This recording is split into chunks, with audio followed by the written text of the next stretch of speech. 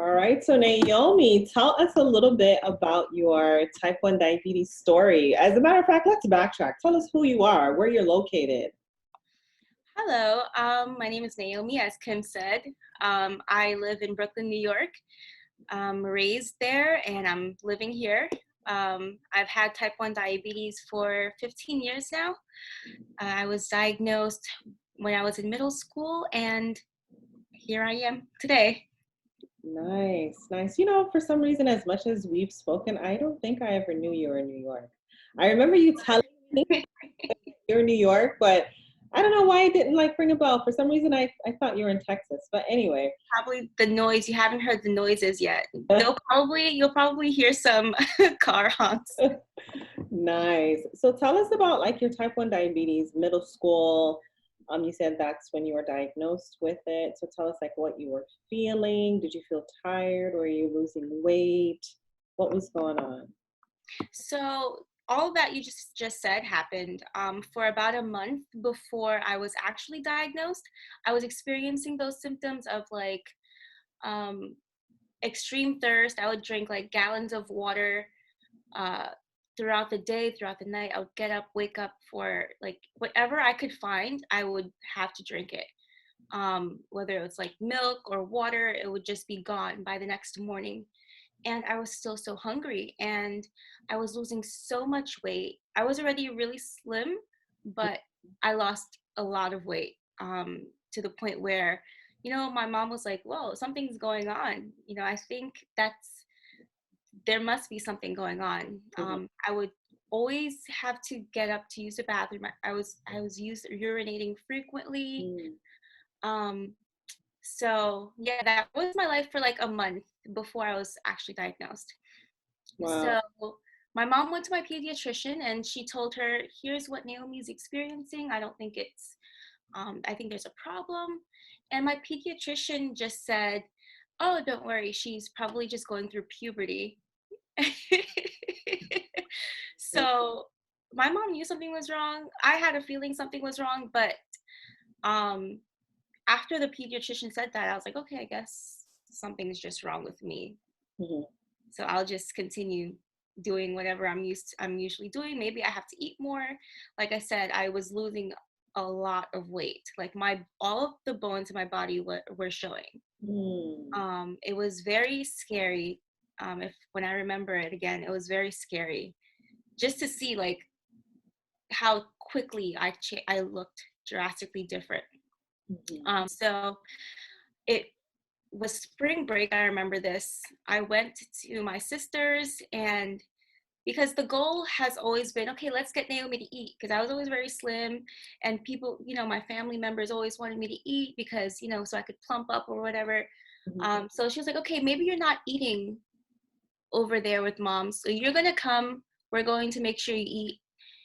Ask me whatever I wanted to eat, she would get it. And as a kid I was like, oh great, that's a good deal. So we'd get like Chinese food, we'd get like whatever it is that I wanted, she would get it, just to see if I could gain some weight during that winter break. And it so happened that one of these days, after I had one of my like desired meals, I was exhausted. I went for a nap and I didn't wake up from that nap. And my family members came to check in on me, and I wasn't waking up. Now from this point, I don't remember exactly what happened, but I was going in and out. Over the years, I've heard like the stories being put together. So in and out, I was carried to, at the time I was in Long Island, so I had to come back to Brooklyn because that's where my insurance card was. So they drove me back to Brooklyn. And I was rushed into the emergency room. And then I just remember waking up in the ICU a couple days later. Really? Yeah. That is amazing. And the reason why it's so enlightening to me is because, I think as practitioners, dietitians, I know you're on the path to becoming a dietitian, we really don't understand the firsthand basis of what someone with type 1 diabetes experiences. We could easily say, eat this, don't eat this, take this medication, don't take that medication. But to Hmm. hear that you went into a diabetic coma, Yes, exactly. I'm I have goosebumps. Literally, I have goosebumps because I know that's something that, I've read about in the books how serious it is, but for, someone to experience that, that's wow. Yeah, so my relationship, that definitely affected my relationship with diabetes when I first started to treat myself, when I first started to, you get there and your life just changes drastically. It's like all of a sudden you have this very chronic illness. You have to take these meds. Oh, it's for the rest of your life, by the way. And you have to be really careful so you don't lose a limb or like an arm or, so things like that just adds on to the stress of how I approached diabetes when I was first diagnosed. Wow. Wow. So tell us a little bit about what you're studying in school. Okay, so right now I'm studying to become a dietitian. I'm in my fourth year now. I'm so happy finally of my program. So that's what I'm studying, and I hope to become a diabetes educator as well. Awesome. So, seeing that, you're a person that does have diabetes, you are studying to become a food and nutrition expert. Is there any food that people with diabetes have to avoid? No, not unless not unless it's poisonous. I mean, Exactly. I mean, we're told, especially when you come into the hospitals, a lot of times you don't get to meet with the nutrition expert, and you're just told you have to follow a diet. Sometimes you're told you have to follow a diabetic diet. I'm like, okay, what's that? Like, Right. what does that mean, a diabetic diet? Um, and I never got a straight answer, so I was just left to think whatever was in these books, these pamphlets that they give you, is exactly what you have to eat, and that's not what my mom was cooking at home. So it made it really, really daunting, and just it was always a mystery. And people always have an input on what they think a diabetic should be eating. Like, oh, you shouldn't be eating bread, you shouldn't be eating rice, you shouldn't be eating potatoes. As a matter of fact, just eat vegetables and meat. And here I am with type 1 diabetes, and I need carbs. Yes. And I tried to explain that as a child. I tried to explain, no, I'm actually supposed to be eating this, and it was just really confusing and stressful. So that definitely impacted my decision to become a food nutrition expert, because if I know what I'm supposed to be eating, then I'm good. And I can help other people navigate that. Right. So let me ask you this. So what I'm getting is throughout your duration, because to be honest with you, when I meet someone that has type 1 diabetes, it's like, okay, I'm bowing down all because honestly, people with type 1 diabetes know a lot more from their day-to-day experience than someone that doesn't have type 1 diabetes. So are you saying that when you were initially diagnosed, there was no one to guide you with your diet? No, I saw a nutritionist. Look at my Nutritionist, or was she a dietitian? I saw a dietitian. I'm going to say she was a dietitian twice. I twice. saw a dietitian twice, yes. And she was just showing me how to count like carbs when it came to like handful of grapes, and she and like mostly the fruits, showing me what a potato, how many carbs would be in a potato, things like that. The very simple foods. Later on, though, I had a nurse who helped me with carb counting. Awesome. Awesome. So I know you mentioned the foods that were in those pamphlets weren't the foods that your mom was cooking. Let's touch on that cultural competency. That's a topic of mine. Go ahead and touch on that. Like what was in the pamphlets that was contradictory to what was home? Okay, so if I can go back to a specific example, this was in my first week of being diagnosed, I was home. I had a visiting nurse, um, and the pamphlet would show me foods like, I don't know, roast beef maybe with a baked potato and vegetables. Hmm. In my Haitian home, we're having my moulin sauce pois, like, which is a cornmeal with like a bean sauce. Right. Usually it's served with avocado on the side, but I'm like, how do I even measure this? Like it's like a cornmeal porridge, but it's savory. It's not like the sweet Right. um, porridge, and I'm just like, I have no idea what to do. Mm-hmm. It didn't reflect anything that I was eating. So I would have to go by ingredients. Okay, this is the cornmeal dry. And when you cook the cornmeal dry, it's completely different to the portion size of the prepared mix. But they didn't have a carb count for the prepared version. So it was just a lot of guessing Mm-hmm. and just going with it. Nice.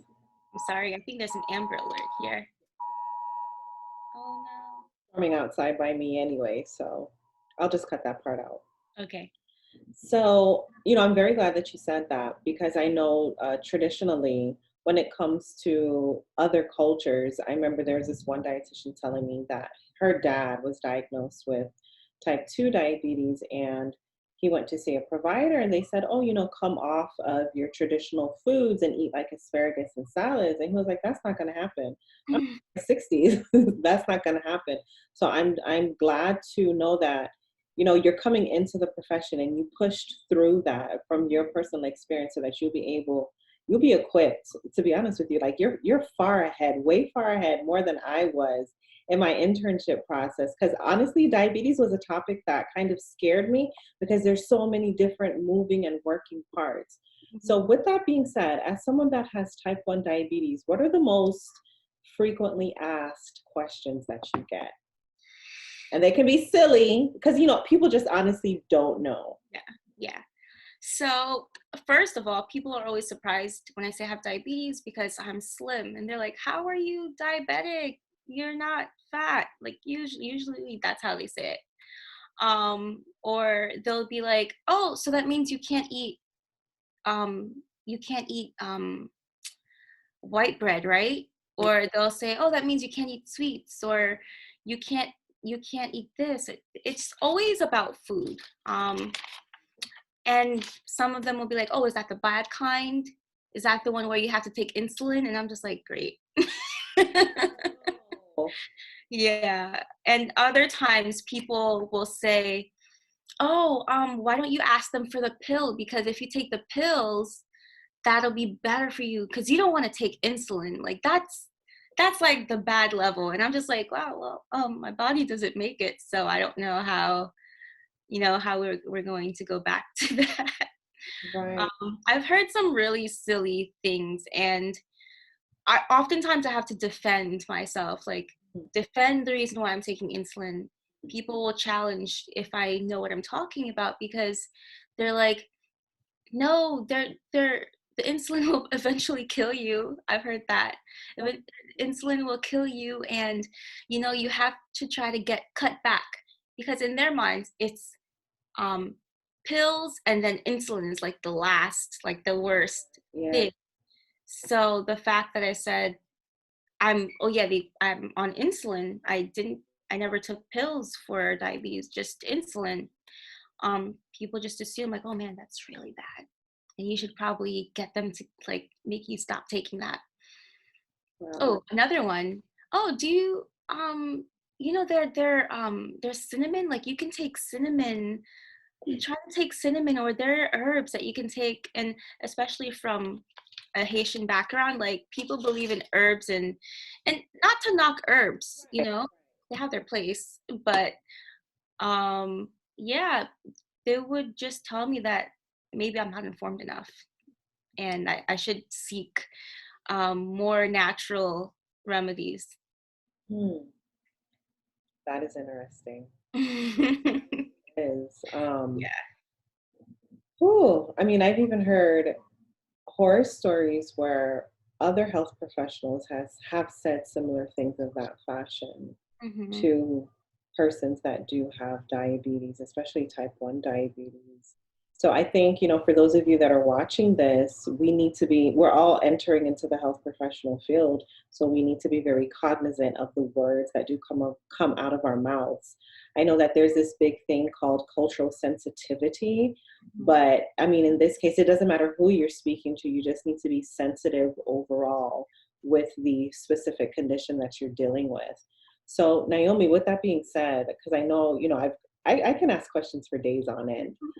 Um, what is one thing that you wish health professionals, specifically dietitians, what Mm-hmm. is one thing that you wish that we knew or understood about treating someone that has type 1 diabetes? Hmm. One thing, let's see. I would say, and this is something that I've encountered because I've had dietitians help me in the past, and I've heard dietitians speak about people with diabetes. So I've been on both ends. One thing I would say is um, to help the person, okay, because the person who has diabetes, they already know how scary it is. They already know how um, if if they go without controlling their diabetes, they already know the effects that they could lose a limb. We Mm, don't be reminded of that. And a lot of times, if you see complacency in their care, mhm, it doesn't mean that they don't care about themselves. It doesn't mean that they don't want to live, but it oftentimes it's so overwhelming where it feels like, oh, well, I can't do anything about it anyways. mm, So what I would tell dietitians or anyone who's trying to help people with type 1 diabetes, type 2, whatever type of diabetes, is to help the person see that this is possible. mhm, Because that's whatever change you're trying to get them to do, whether it's diet and exercise, help them to see that it's possible despite their crazy schedules, despite their um, cultural background and how they eat, despite all of these things, because those are the things that are obstacles in our minds. And we don't need help. We don't need to know that, oh, this is so serious, you could die. We know that. right. But what we can get help with is despite all of these things, this is what's possible for you. Like you can still do this, and I'm going to show you how it's not as hard as you think. That's the biggest thing I would say. I like that. Focusing on the positive instead of the negative. Not Yes. the negative Nancy, which is so true. I'm just here like personally evaluating how I approach my clients that do have diabetes. And I mean, those are some really true and sombering words. The fact that you even brought up, don't remind me that I could die. I know that, Yeah. focus on the bright side, especially during this time where, we're all on isolation, or some of us are. We don't have to be reminded like, oh, you have your person with diabetes, so you're more susceptible to getting the book. Don't Exactly. remind me of that. Yeah, Yeah, we already know. right. But Trust me. rainbow, you're absolutely right. You're absolutely right.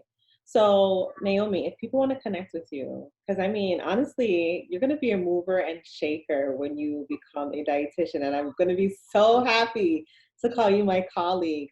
How can people connect with you? Well, I share my diabetes journey on Instagram. It's Hey O Mayo.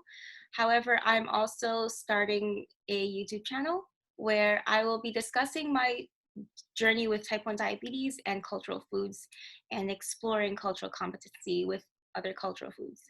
So that you can find in glucose and spice, glucose with the N and spice at on Instagram and also on YouTube. Awesome. So keep a lookout for that. Nice. And everything is going to be in the description box below. Thank you for joining us today, Naomi. Oh, it was such a pleasure. Thank you. Bye. Bye.